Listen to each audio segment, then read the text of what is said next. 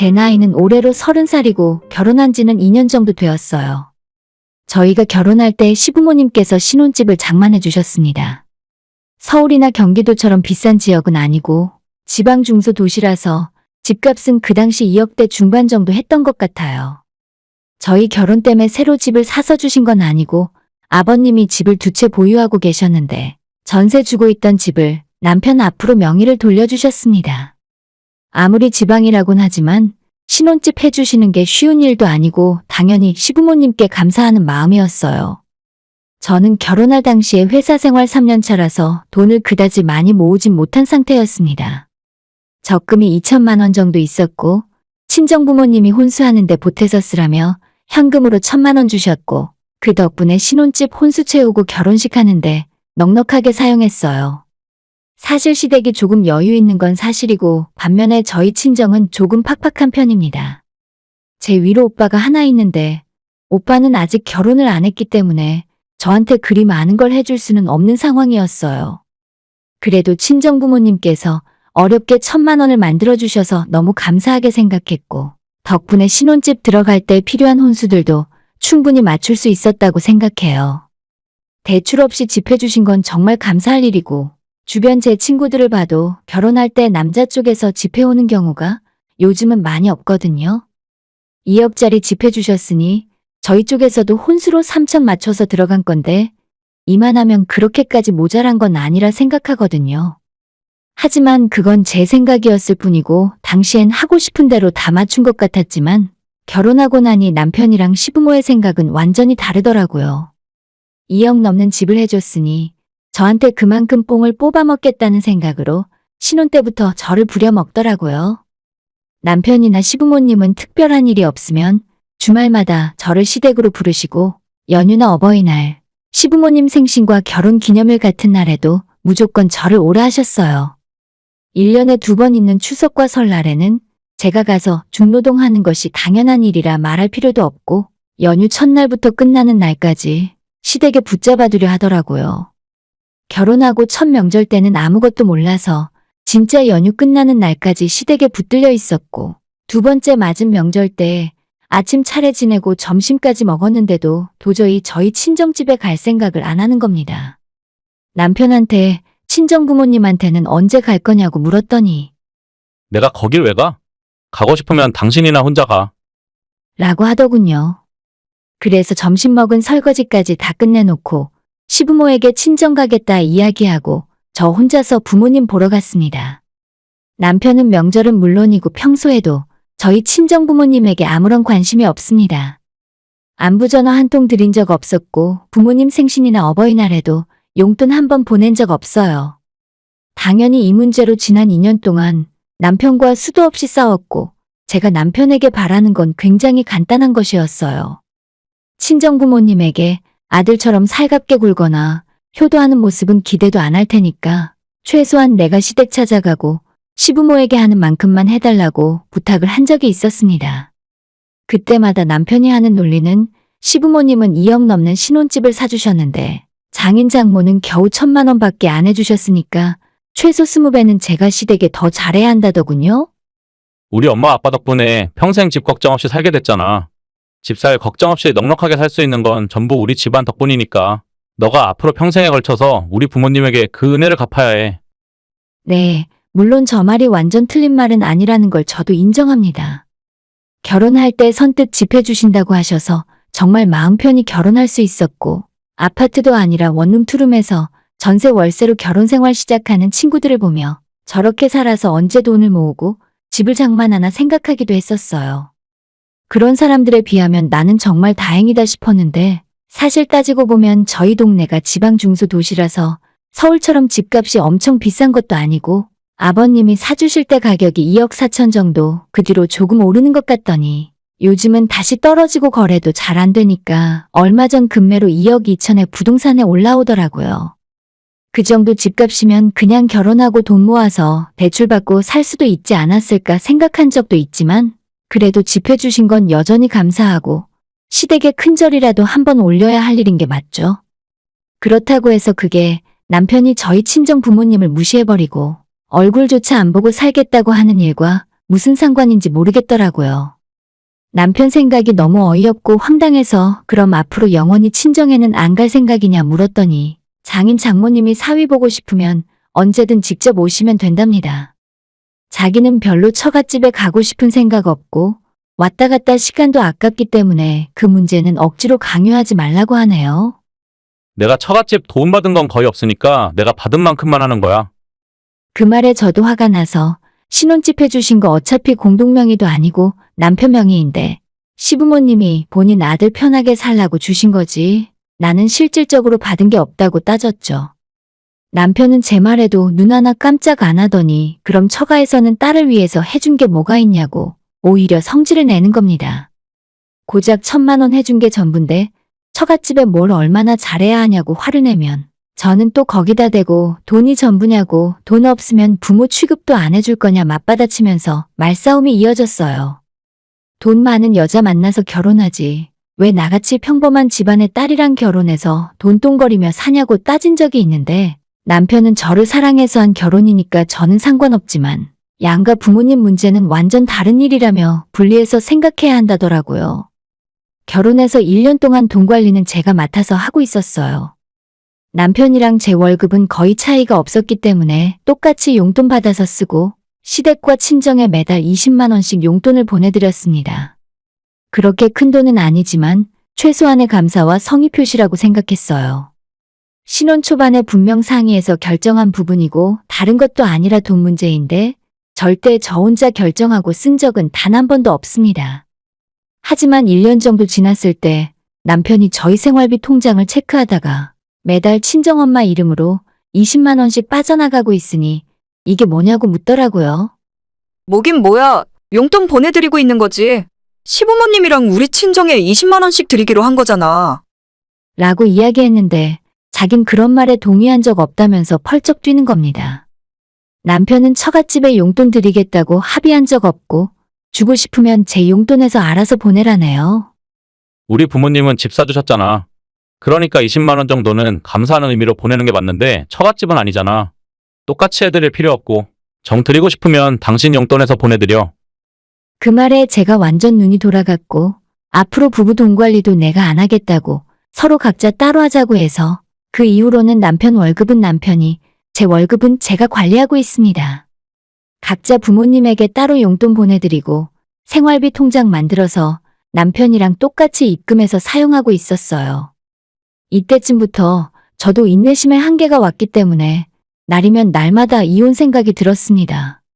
시댁 집안이 저희보다 좀 잘 살아봤자 그냥 아버님이 집 2채 가지고 있던 것이 전부고 남편이 외동아들이기 때문에 한 채를 물려받았을 뿐이에요. 그 외에 다른 커다란 재산이 있는 건 아니었는데도 저희 집이 그보다 못했기 때문에 이런 취급을 당할 거라고는 상상할 수 없었죠. 진작에 알았으면 저는 당연히 이 결혼을 안 했을 겁니다. 앞에서 대놓고 저한테 이런 이야기를 해대는 남편과 뒤에서 은근히 자기 아들을 조종하는 시부모님까지 모두 정이 떨어질 대로 떨어져서 꼴도 보기 싫더라고요. 남편과 제 사이는 시간이 지날수록 점점 멀어져서 이제는 작은 일만 있으면 서로 소리 지르고 싸우고 손톱만큼도 절대 양보하는 법이 없었습니다.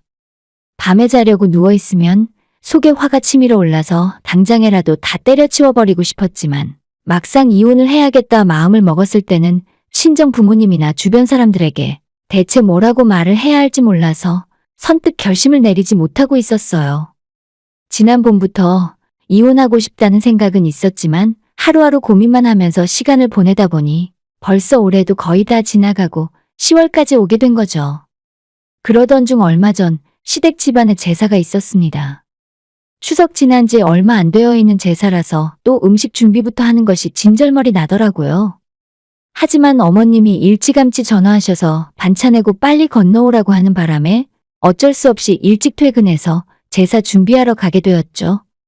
갔더니 어머님은 몸살 기운이 있다면서 안방에 들어누워 있으시고 재료는 마트에서 주문해다 놨으니 저보고 알아서 좀 하라셨어요.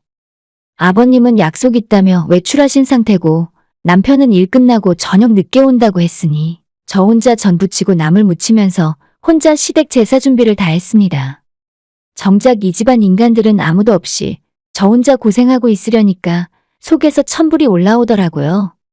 거의 모든 준비가 다 끝난 저녁 7시가 넘어서 시아버님이 들어오셨고 남편은 야근을 했는지 저녁 9시쯤 도착했습니다. 어머님은 계속 몸 아프다며 누워만 계시는 바람에 저 혼자 제사상 세팅하고 식구들 밥까지 다 먹인 뒤에 혼자 치우고 설거지까지 다 제 몫이었어요. 원래 남편은 집에서도 집안일을 잘 안 하지만 특히나 시댁만 가면 손가락 하나 까딱하지 않으려고 해요.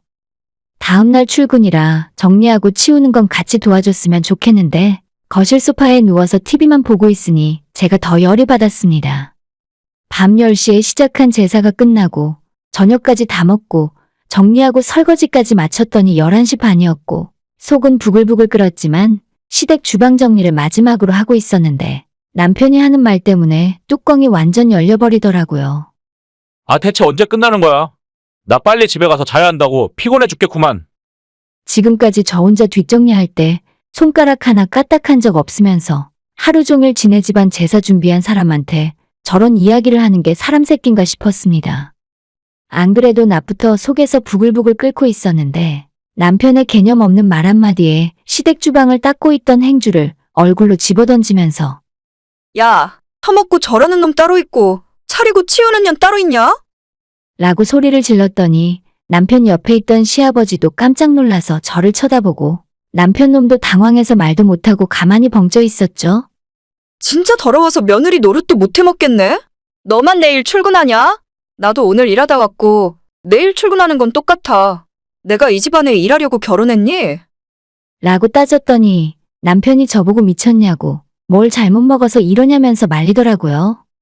제가 소리 지르는 걸 듣고 하루 종일 안방에 누워있던 시어머니도 이게 무슨 일이냐면서 방문을 열고 나왔고 아버님은 아무 말 없이 저를 째려보고 있었어요.